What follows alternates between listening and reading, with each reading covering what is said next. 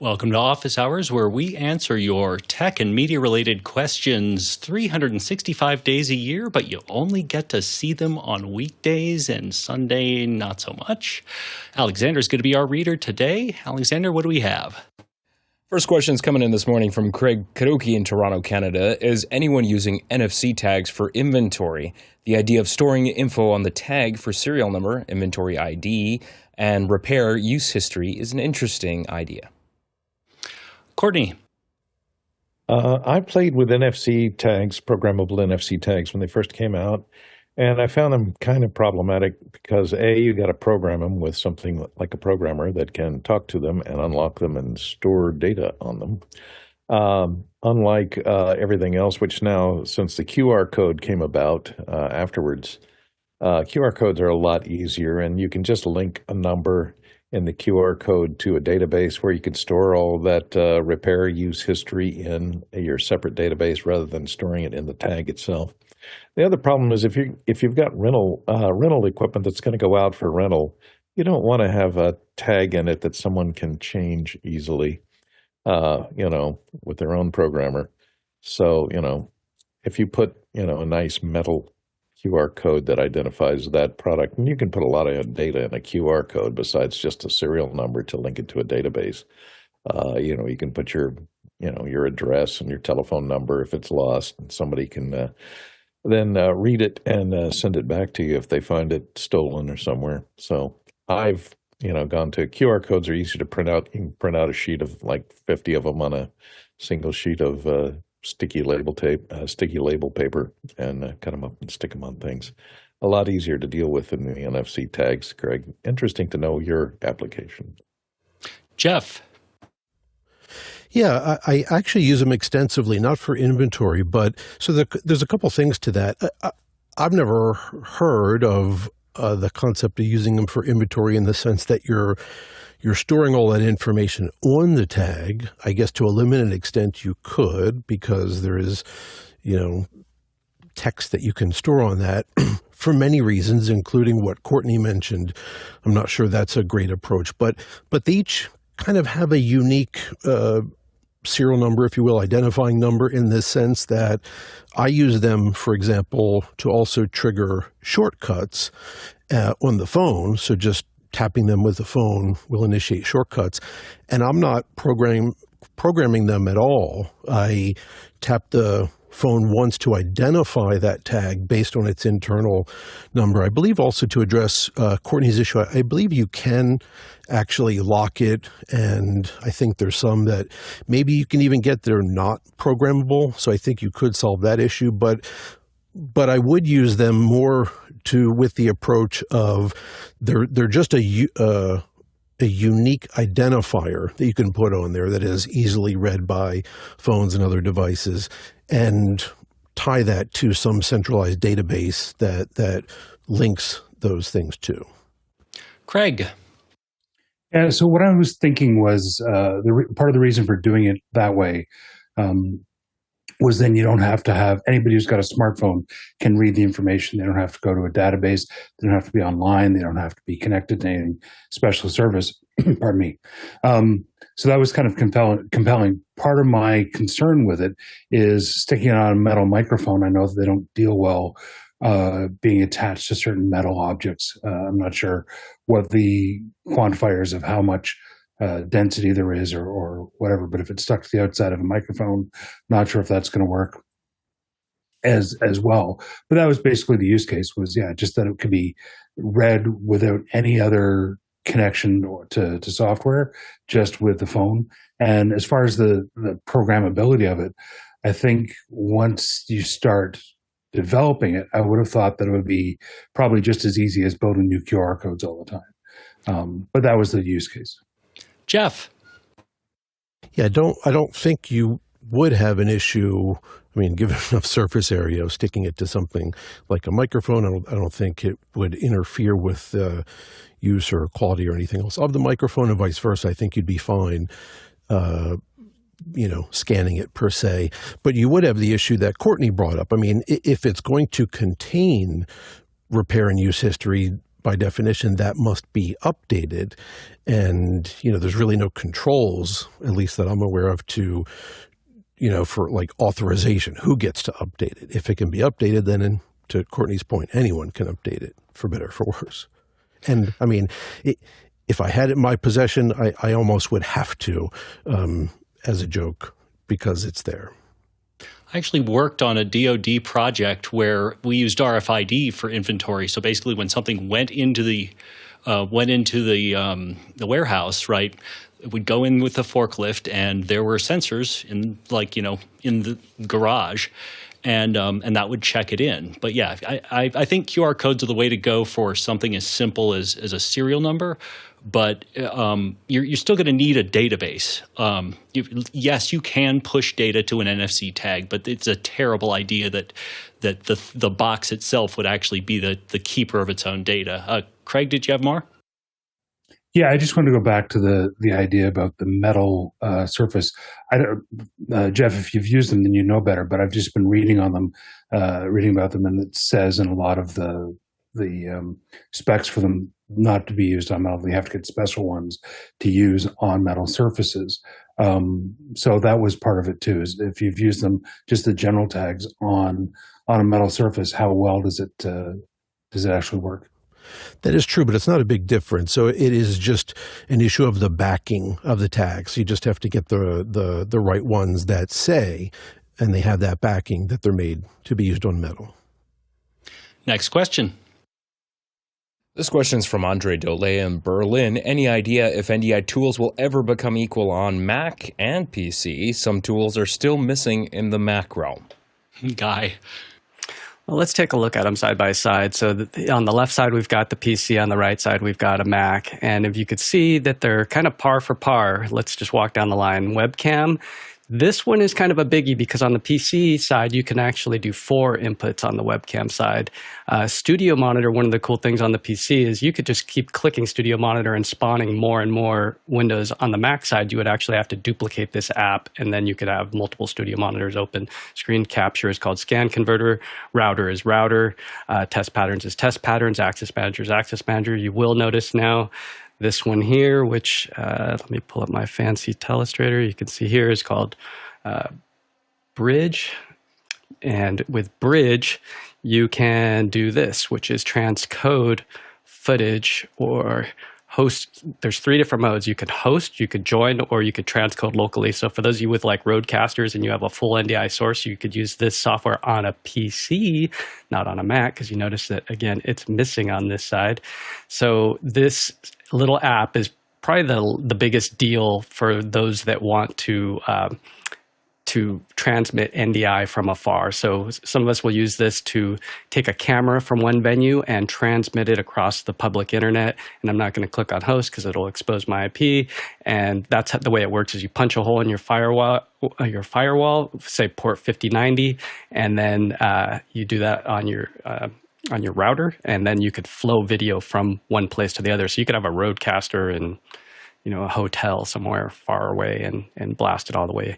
The other thing that you'll notice, we have NDI output for Final Cut. So there's something on the Mac side that you don't have on the PC side. There you go. You got one. You got NDI for Premiere Pro, which allows you to play out and push in. So there is a way to bring footage on the PC side.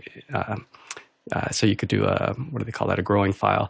NDI for After Effects, NDI for After Effects. And then there is one here that's called Audio Direct as well for a plugin. But I think that's all of the tools. And with Apple Silicon, I mean, I really, really, really, really, especially for Mimo Live, I really want NDI on a bridge on the Mac side. And we have thought about building this ourselves. There's actually one guy that's taking it way further than I ever did. But when I saw the licensing that they wanted to put on you to push this out to market, I gave up. So, I mean, I could vibe code one and probably get it working, but there's somebody already on it. So those are all of the tools side by side. Hopefully that helps you, Andre.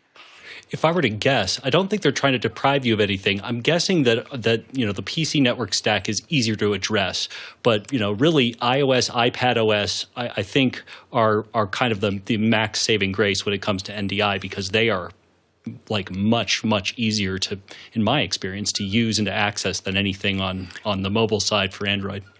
Actually, there was one more that you don't see on this list. It's called NDI Analysis Tool, and it's a tool that is buried in the weeds, but it allows you to go and check things and see what packets are flying around and what you're getting. So there is one more, but it does come, like Jason was saying, it does come from new tech in the PC world. So this is where it grew up, and hence the hooks and all the stuff to be able to run this code. It's just not on the Mac or super hard to build, because NDI Bridge, for example, relies on you having an NVIDIA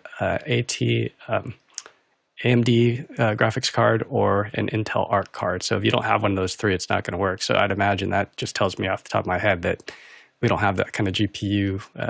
Well, no, you'd have to write it twice. It's not that the Mac can't do it. It's that they don't want to have to write it, twice. So it makes sense. Well, if it was written for silicon, I mean, we would just fly. I mean, people would be buying even more of those Mac Minis for $499 because you'd be able to transmit a ton of streams for super cheap. So I'm excited for this guy. I'll put a link if I could find it. There's a guy working on it who got really far. I just wonder if Viz's lawyers have come after him. He just needs to get shamed out of his licensing ideas. Actually, there is one more tool. It's NDI Pro Convert, which is on the PC only, which will allow you to convert NDI to SDI with a Blackmagic AJA or Bluefish card. And there is a 4, so the basic version is free, or you can get the 4 Pro version for $999, but it'll bring in 4 NDIs and convert them out to your deck link, which is a really cool tool when you think about it. So, all right, there's the full arsenal. I would never just have a deck link card like right next to me for any reason. Next question. Me neither. All right, this one's coming from me. I bought a Klein Tools 50-foot fishing tape and started pushing it through my ceiling. Now it seems to be stuck on something, and I can't get it out. Suggestions? I tried pushing it forward and wiggling it around and pulling it back, but no luck. Courtney. Yeah, it's stuck up there. Yeah, unfortunately, because of the way the end of that, if you look at the end of that tape, it has this little loop. And so if you push it over like a wire and then pull it back, it's going to get trapped inside this little hole inside here. And so, if you push it forward and it has enough strength, it may move the wire in, back up this little ramp and pop it out. But you got to push it with a pretty good amount of force. So, Courtney, I didn't actually put any wire on it. All I did was started pushing. No, I know, but what I'm saying is because of the design of the end of the fishing cable with this little loop here, does the end of yours look like this? Yeah, that's the exact one. Yeah. And so if you are pushing it through your ceiling and it encounters a wire going across it, and you pulled it back for any reason, it can grab that wire because that wire will slip into this notch and then force its way inside this little loop here. And once it's inside that little loop, you can't pull it back because it's trapped. And if you push it forward, it might be able to push the wire up and over this little ramp and back down and to get it out. But that, not seeing it and not being able to tell when you've pushed it far enough, et cetera, is going to be difficult. Another thing you might do is try and listen for it. If you can hear it in the ceiling, get somebody else and you jiggle it so if they can hear the end where it stops making noise, then cut a hole in the ceiling and, extricate it that. Or get you a pair of diagonal cutters and cut it off and go buy you another $30. I was about to say, just abandon the, get some wire cutters, cut it off. You don't need 50 feet. Go get another one at Home Depot and cut off that one. So, but it will, I don't know if you're going through a conduit or not, or just going through the ceiling. If you're going through a conduit, yeah, it's just so the ceiling, it's just drywall and it's hollow. You can hear that, but I think it maybe got stuck on some kind of metal joist across the top there. So, yeah, the problem with cutting it off is that I'll know it's up there somewhere and I won't be able to sleep. It'll just bug me that it's stuck up there. This is like every other wire that runs through your ceiling. I know. Just one more wire. Compulsive. I just hate it. I hate that it's stuck. It's really bothering me. Jeff. Well, first of all, because eventually the nighttime crew of squirrels will, start playing with it. But first of all, starting with the obvious, I assume there is no attic access. Because you would have tried that, right? Had there been. Well, I'm in an apartment. So I can't do that. So the thing I really recommend more and more now are these fiber optic cameras have really come down in price, and you can actually save a lot of money if you get a version that does not come with a screen and it just uses Bluetooth to your phone. So you can really, I mean, there's some decent usable ones for under $100. And with this, you have the luxury, I mean, hopefully it'll stay on the same path, but you have the luxury of approaching whatever the problem is without getting into it, and at the very least, identifying where it is, what the problem is. Is it something with the help of the visual that now you can kind of work loose, play like remote surgeon and wiggle it loose if it's something like Courtney mentioned, or it helps you at least isolate where you can maybe make a more precision surgical cut in the ceiling to get to it. So this, I think, could be a big help. But yeah, it's likely what Courtney said. It's why in scuba diving we never use D-rings because of that exact problem. You get caught on something unless we use locking D-rings. So yeah, it is likely what Courtney explained, but these are really great. Boy, I even have one of those, and that had not occurred to me. The other thing, once you get this out, it's never a bad idea. Instead of letting the push, letting the friction guide it, get a really great magnet, put it on the end of it, right, and actually guide it through the ceiling. That way, it's a pull instead of a push. Well, Craig? until you come to a steel crossbeam and it sticks to it. Details. Yeah.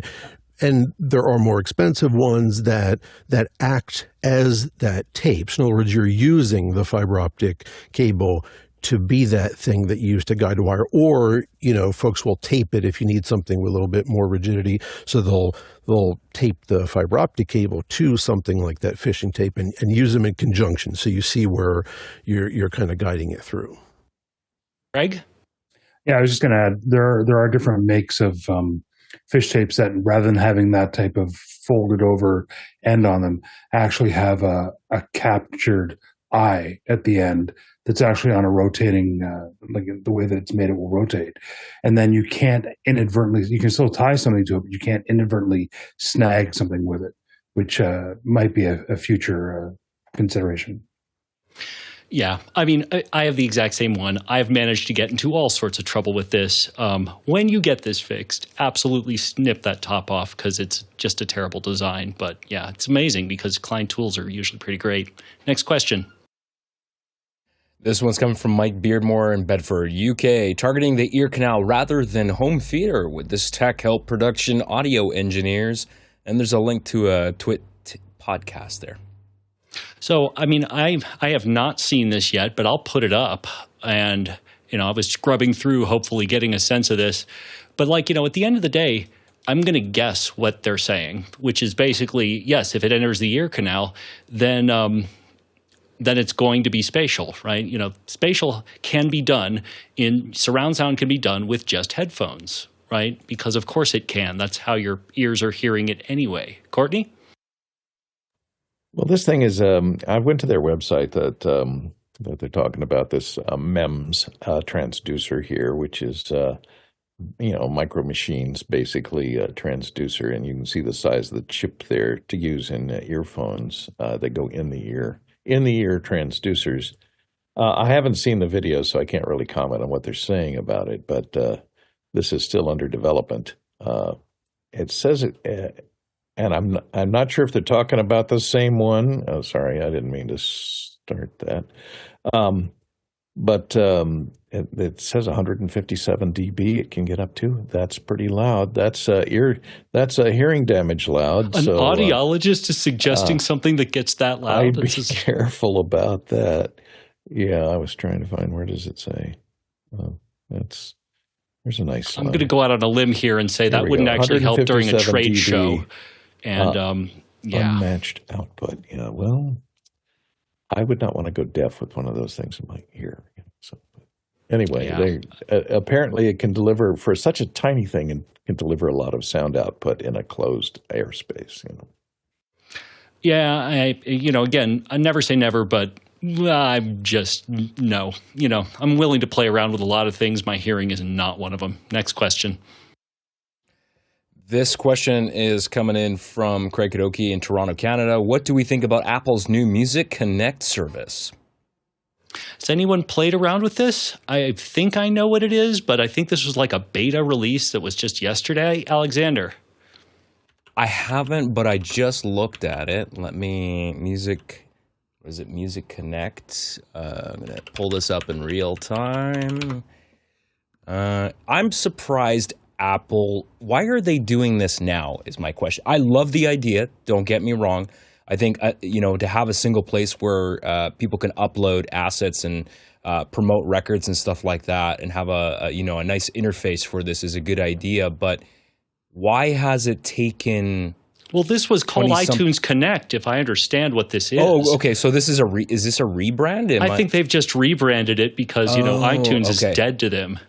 Got it. Okay, so they already had this before, but this is now being rebranded. Okay, I stand corrected, because if this is the first time they're doing this in 20 years, that doesn't make sense.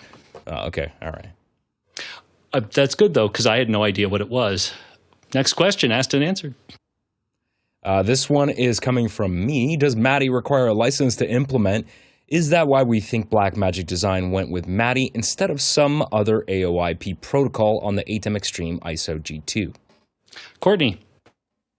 Yep, multi-audio digital interface. I think that's what MADI stands for. It's an AES standard. It's an open standard, so from AES, so you can use it without license, and that may be one reason that Blackmagic is using it. Of course, Dante requires a license from Audient, and also requires a chip if you want to use one of their chips to work as timing for their virtual Dante card. So. It's been around a long time. MADI has, so it's been used in the musical instrument digital world, the MIDI world, and in the multi-channel audio recording world for many years. So it has a long history, and it's free to use. So that's why you probably see it. Craig. Yeah, exactly. It is an open standard. It's used a lot in broadcast. So trying to get things to connect with broadcast, not only does the G2 Extreme have it, but it's also in their bigger switchers, some of the newer bigger switchers. So that's just designed to integrate more with different broadcast gear. If you are only watching this on YouTube, which you probably are, you are missing half the fun. You need to go to officehours.global/join, get into the Discord community, which will get you into Makana and allow you to submit questions directly. Give it a shot. officehours.global/join. That's officehours.global/join. Next question. This one's coming in from Matthew LeCount in Oakland. I have 900 gigabytes of video I want to download from my Vimeo library. Vimeo allows one at a time. Has anyone coded a downloader or know of one? Jeff? All right, now I'm going to share something. You have to kind of keep it quiet. This is just between us, all right? So there's this awesome tool called Downy. Now, we want everyone to buy it and keep him focused on this product, and of course all the big platforms are aware, but not kind of like Fight Club. We don't want to talk about it too much where then all of a sudden it becomes a big thorn in everyone's side and then the companies really crack down, although YouTube particularly has been, I guess, giving him problems lately. So this is great. 900 gigs, doesn't necessarily tell us how many videos you have, right? It doesn't necessarily mean it's a ton, but the nice thing, and it does work with Vimeo. Now, the nice thing is it has this mode. I forget exactly what it's called, but it's like interactive or guide me mode. Normally, you just give it a link to a video and it can do an amazing job across, dozens, if not hundreds of platforms and figure out how to get the video. And it usually will give you choices of all the different resolutions. But if you use this interactive mode, you, of course, have the luxury then of being able to log in. So you get access that just a viewer would not. So you probably have a couple different ways that you can approach this. And, if you can make a playlist in there, you could probably batch it up and you can batch up downloads. So there's a lot of flexibility with the tool. So I would give this a whirl. And even if it doesn't solve this problem, this is just an amazing tool to have. Yeah, you need to buy Downy no matter what. I'll give you another way to do this that, again, by the way, Downy is not illegal, like straight up not illegal. But what it is so great, we're just worried that, it will get killed because it's one of these great things in the world. A NAS, specifically Synology NASs, have a downloader app that is part of the Synology operating system. And you can simply go in guided, and it shouldn't be hard to just, again, save that website with all of those links. I assume there are a whole bunch of links. Save the website with the links, go to HTML, grab the links, put the links in a list, take the list and put it in the downloader. But my guess is it's actually just going to work if you just click 900 times. And I'll remind you that tab spacebar can do the same thing. Next question. This one's coming from Zach Stylesmith in Chautauqua, New York. Depending on use case, what could be better, Dante Via or Loopback? Courtney. Yeah, depending upon use case. I mean, if you're only live in the walled garden, Loopback will work for you. If not, Dante Via is cross-platform. It supports ASIO and the WDM drivers in Windows. It also supports Core Audio on the Mac. If you need to connect things that are on Windows machines or on Linux machines or on things other than Macintoshes, I would go with and if you have a Dante network, that's the other important thing. And you're set up to send everything over Dante. You have Dante cards and your mixers and things, then Dante would be the way to go because Via is more compatible with more flavors of equipment than Rogue Amoeba's Loopback, which is Mac only. Craig, go ahead. I was just going to say, I think I must be the only person in the community that doesn't that has had good experiences with Via. I know it's in the chat. Everyone's talking about it's the devil. It's the worst thing. Whatever. I've used it and been quite happy with it. Using it for what it needs to be or what it's designed to be used for. Like Courtney said, depends on your platform, depends on your uses.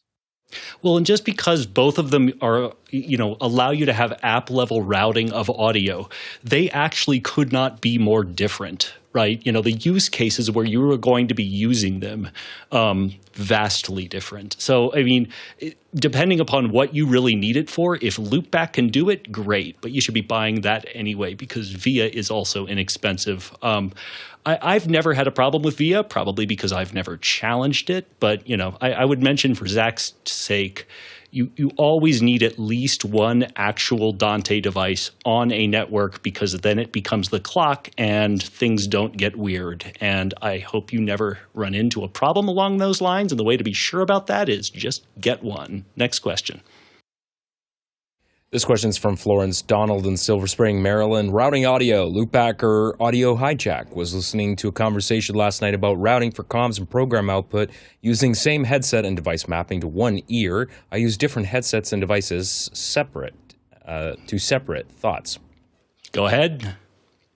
All right. So I would recommend both. If you haven't purchased them, they have a bundle and they give you a discount from Rogue Amoeba. So I would highly recommend, if there's any chance you think you might find Audio Hijack useful in the future, buy the bundle because it'll be more money later to have to go back and buy a license for Audio Hijack. That said, specifically to address the issue of routing, really you need Loopback for that because that's a special driver that's integrated into the system that allows you to inter-route audio between not just applications, but from different audio devices that are installed on that machine, from everything from the built-in audio interface to any other interface that's connected to that system.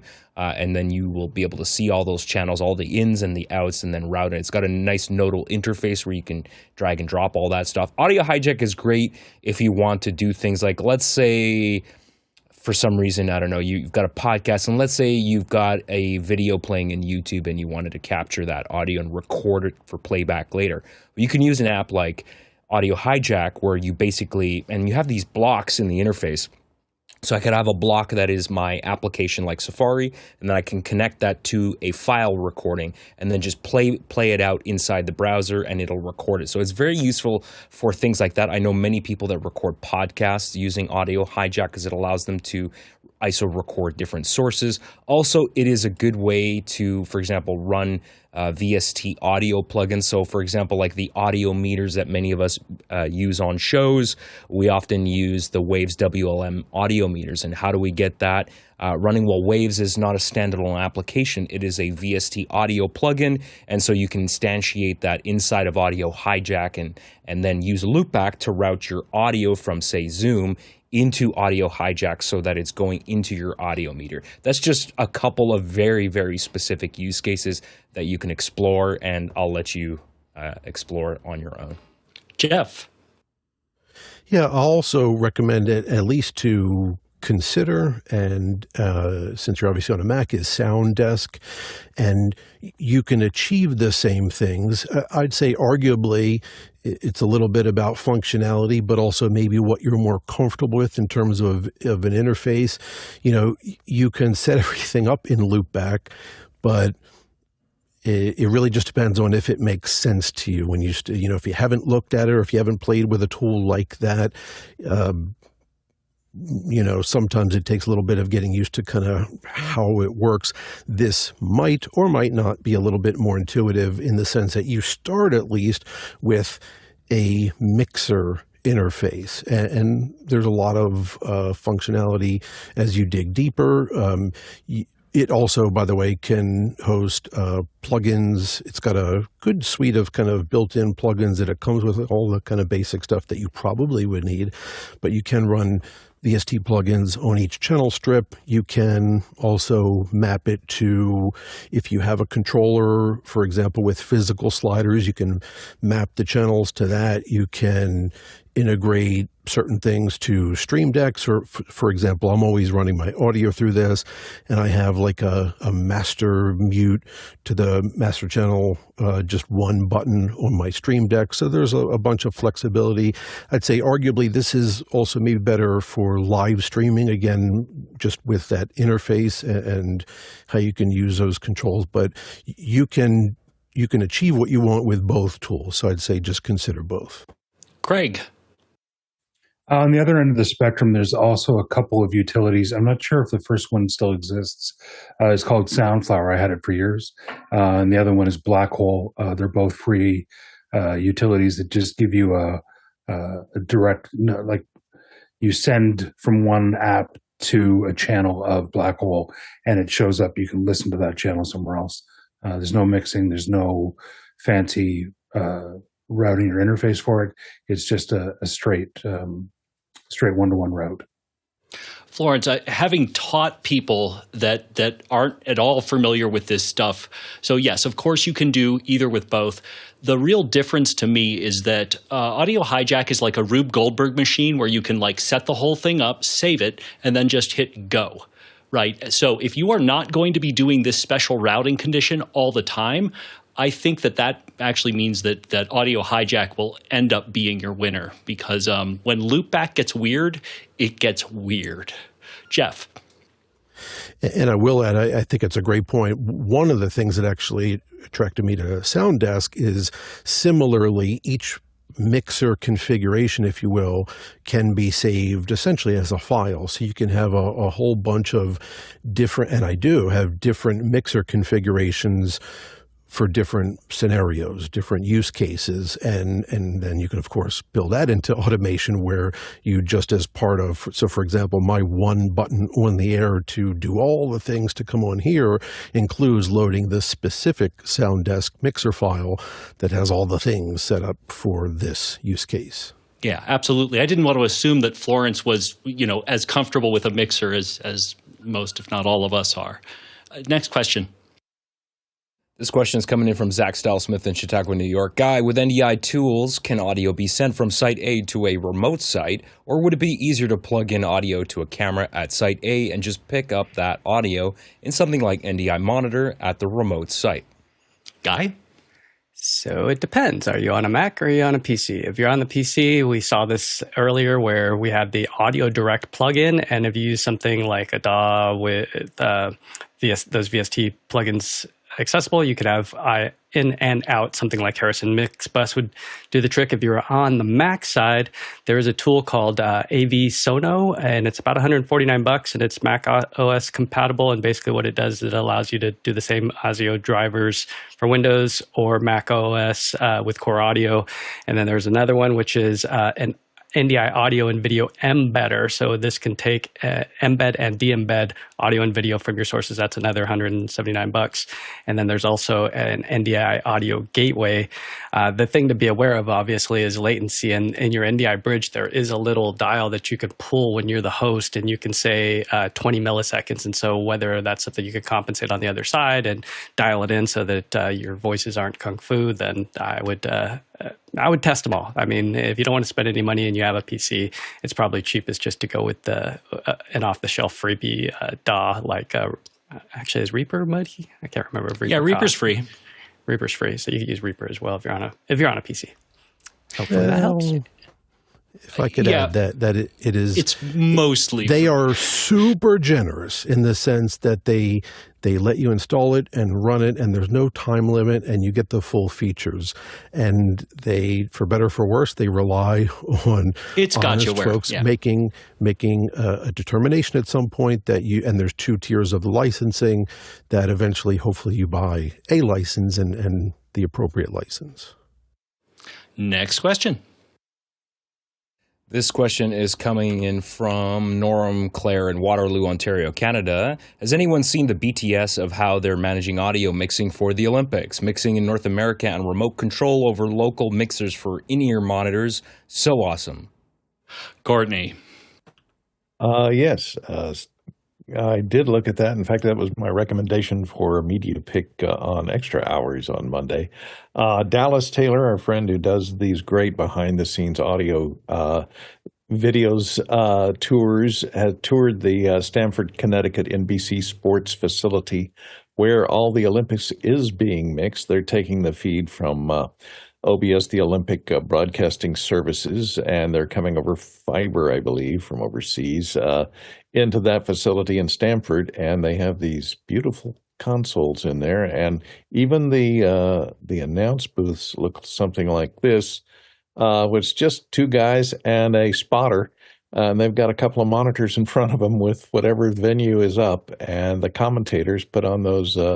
I think those are Audio-Technica headsets, which have microphones and earphones on them, and they're a little cough box from Studio Technologies. Is it Studio Technologies? I can't remember. The same one that I think Jason's got one in front of him right now. But that is where all of this sound is being mixed from, and all the commentary is originating from the American side of the Olympics. So it all comes into Stamford, Connecticut, into this one big building that looks a lot like if you've ever been inside the Switch, which is another, routing video routing service on the East Coast and the West Coast, which handles a lot of the routing of sports broadcasts. It's arranged very much like that. It's just a lot of long hallways with a lot of small little rooms in it. And inside each little room, you'll find mixers for each event and each venue. So it's very interesting. So take a look for Dallas Taylor on YouTube, not the drummer for Crosby, Stills and Nash. He died a few years ago. But this Dallas Taylor has a lot of great behind-the-scenes videos on behind-the-scenes for audio on Saturday Night Live and a lot of other shows like that. And Norm, if you want to know as much as you could ever possibly want to know, you could jump into chat right now. You might get an answer, but in about a month, ask again on a Wednesday, and we may or may not know a guy or two who's actually behind the scenes at the moment. Next question. This question comes from Paul Valhus in Austin, Texas. Courtney, can you explain the audio and video formats of the Rodecaster Video S and what cameras you use with it? Take it away, Courtney. Yeah. Well, as far as audio and video formats, you can choose your frame rate, but it's 1080p. It's set up off of the Rodecaster app, which is, let me see if I can get it up where you can see it without video being in the background. Sorry. This one surprised me, and I wasn't quite ready to do a demo here. Okay, so here it is. This is the app, and the nice thing is you find your Rodecaster here, and your general device settings are over here, where you can choose what appears and what the frame rate is on all of your video, your frame rates, and your switching, the type of switching, whether it is cuts or dissolves, and the type of recording, and your frame rate is selectable here, so you can choose from these different frame rates. 23.98, 24, 25, 29.97, 30, 50, up to 60 FPS, if your inputs can support it. And of course, you also have the ability to arrange your video thusly. I can put me on there. But yeah, it's, oh, sorry, you weren't even seeing any of that. Oh my goodness. No, we saw it. Oh, you did? Okay. So, that's because I switched on. I forgot that when I click on the software, when I click this on the software, it switches to me live going out. So much more like OBS. Next question. This question is coming in from Norm Clare in Waterloo, Ontario. Does anyone know if you can send loopback audio to AirPlay devices? Jeff. Well, for now, I'll just have to say probably, and that is you can send audio from your Mac, and there's a couple of determining factors. First of all, is that your primary output device? In other words, are you setting your OS sound output to that device?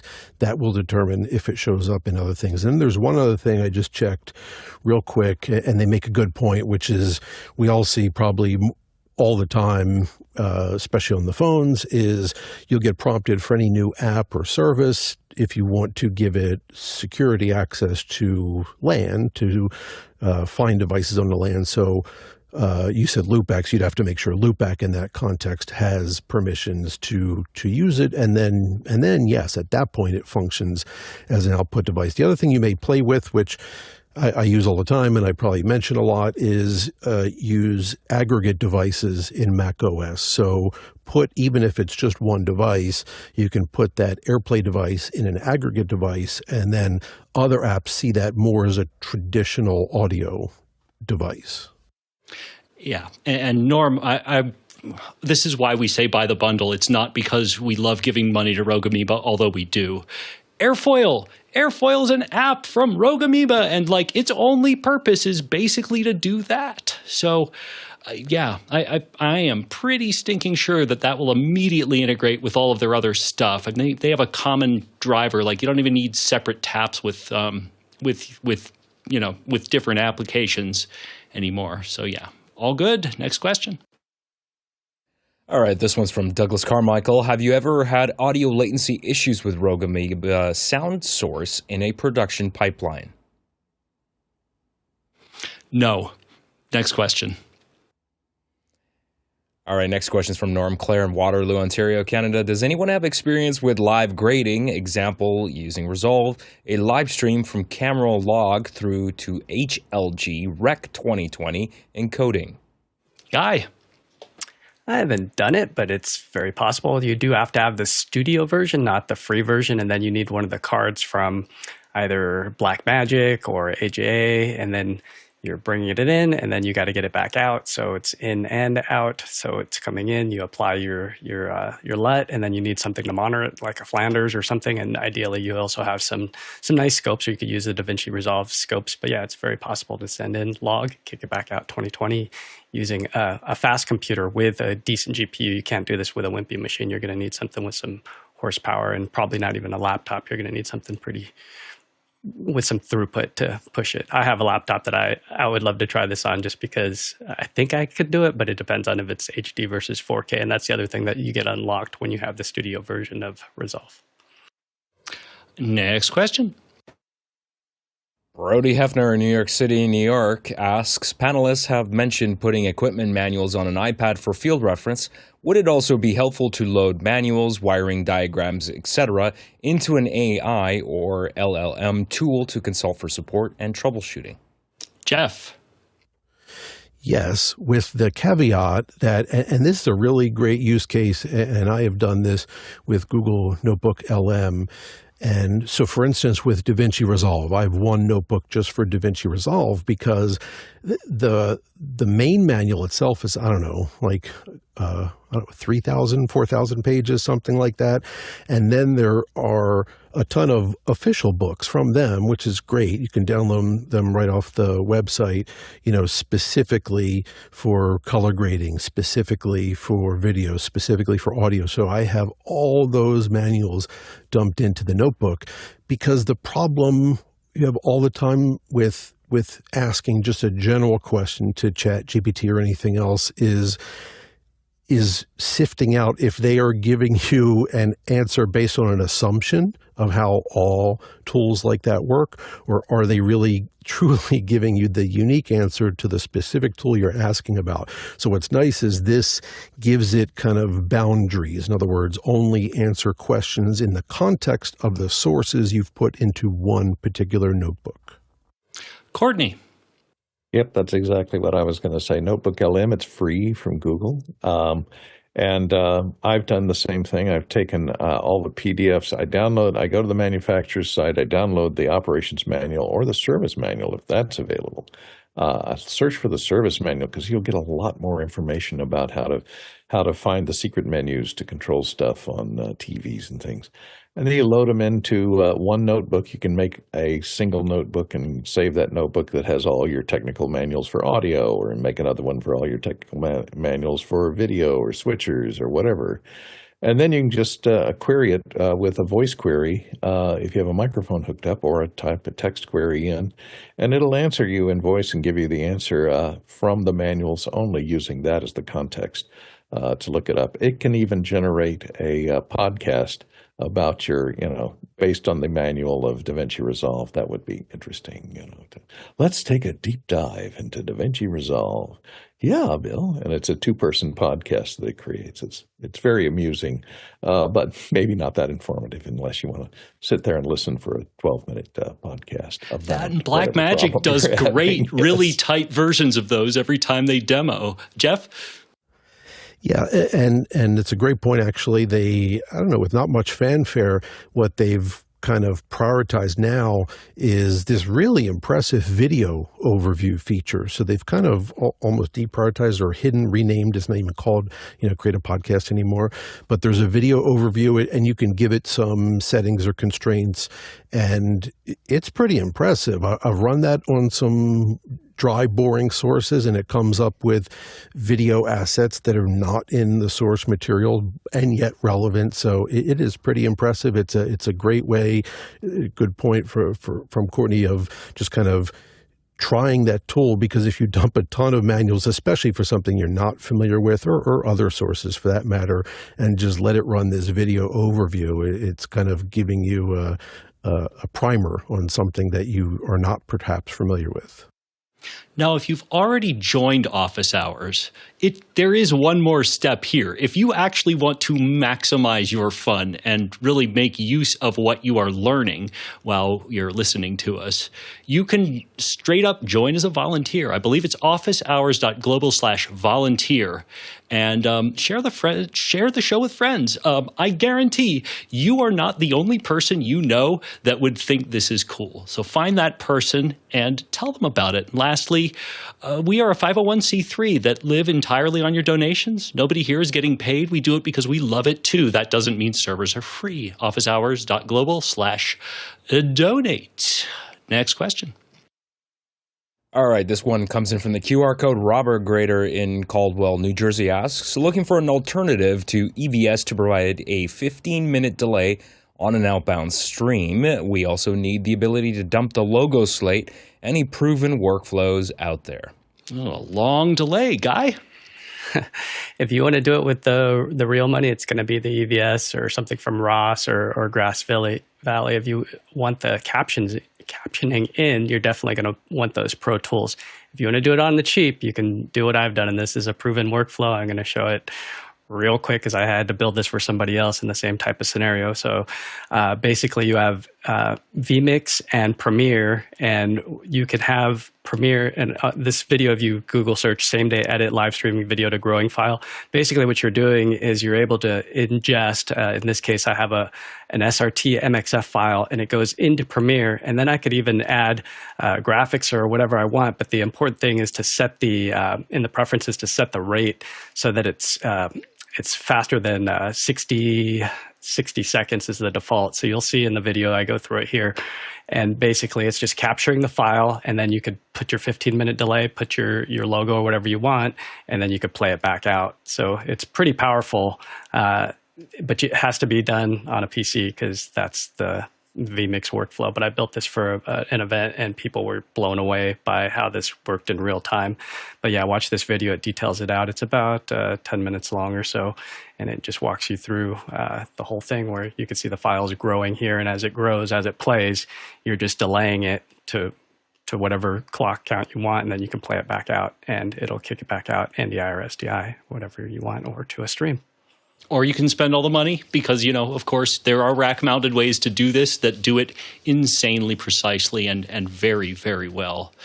Those are all the questions we have today for Office Hours episode 2157.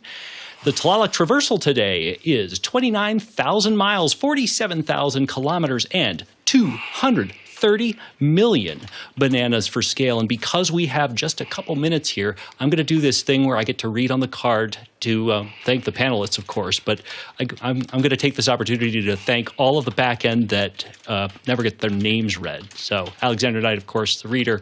The RFI documenter today was Jason Hunter. The question manager was Dave Troutman. Panel liaison, Robert Green. Technical director, Michael Smith. PSC, Scott Tupper. And, of course, once again, show number 2157. We'll see you tomorrow.